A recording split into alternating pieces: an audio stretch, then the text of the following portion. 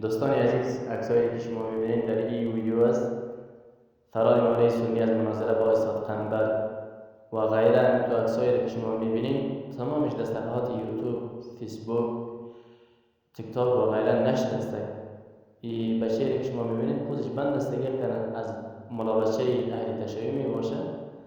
از عکس علمای بزرگ اهل تسنن استفاده کرده صفحات مجازی خود را رشد میدن.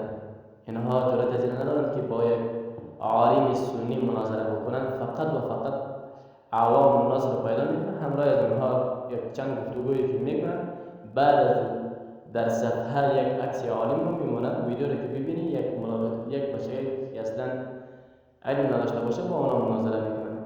دیگه برای من از اینا برای شما جرأت از این دارین در مناظره حاضر شوید همراه یک عالم. اگر جرأت از این ندارین از الله تعالی بترسین، نام علمای بزرگ را بد نکنید.